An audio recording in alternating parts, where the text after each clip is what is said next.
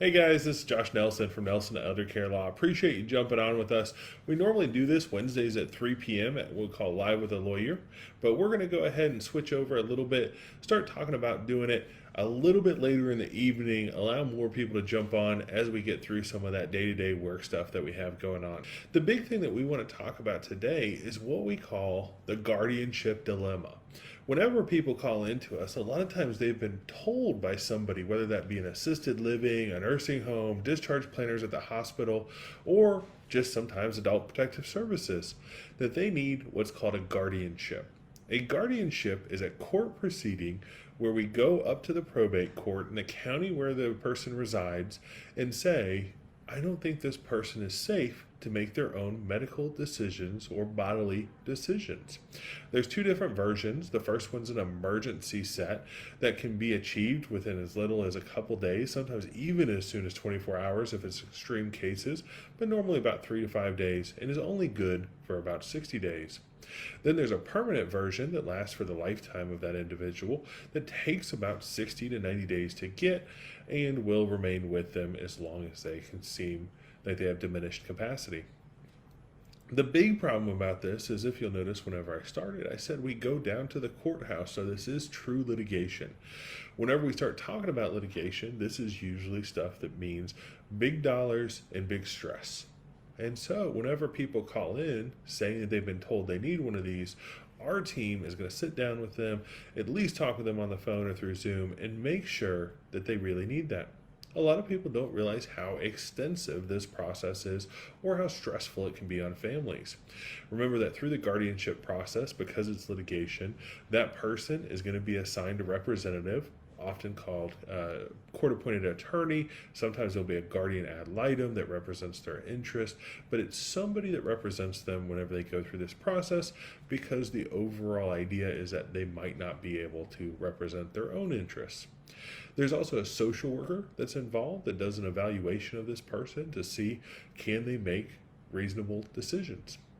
Not do they make good decisions, but can they make reasonable decisions? Do they know what they're doing whenever they make those decisions?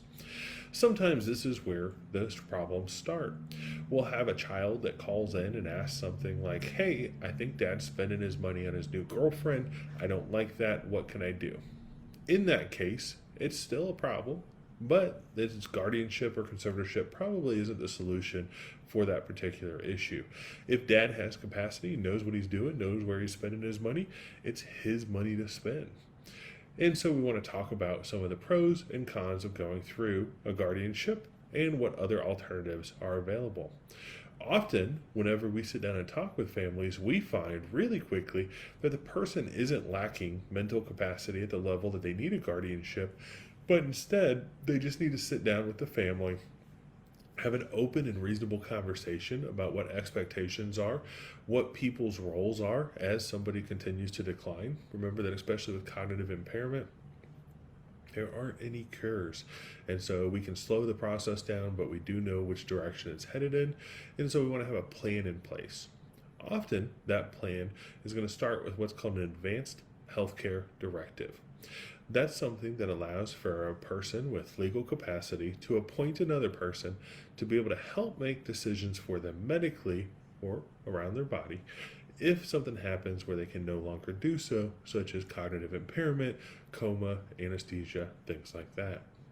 This is a tool that our state legislature actually provides as well through the Area Agency on Aging. You can get a free copy of it. And so compared to litigation costs, this is a really, really great option financially.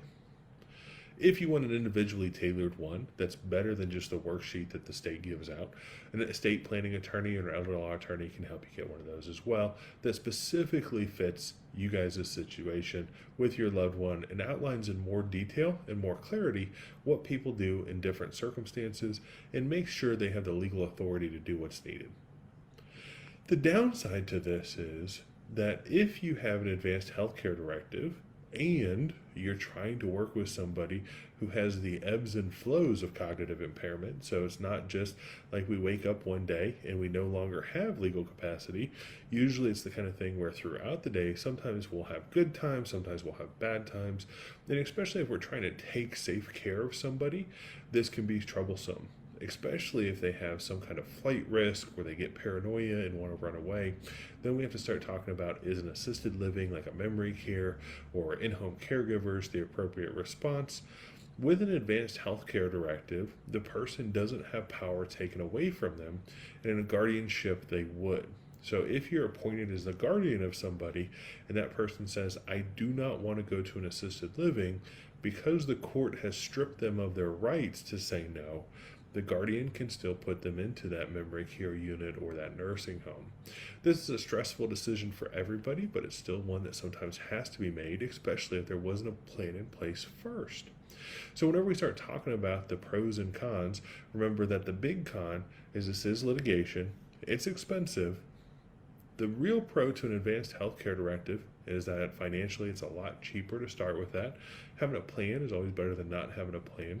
And whenever we look forward of what we see stress-wise for families, we know that communication is key. Making sure that everybody's on board and knows their role is going to be really, really helpful, whether or not we go through this as a litigation route or a pre-planning route. Again, thanks for joining us. We're going to start doing these around 5 o'clock in the afternoon just to make sure everybody can jump on. I'm Josh Nelson with Nelson Elder Care Law, and thanks for joining us.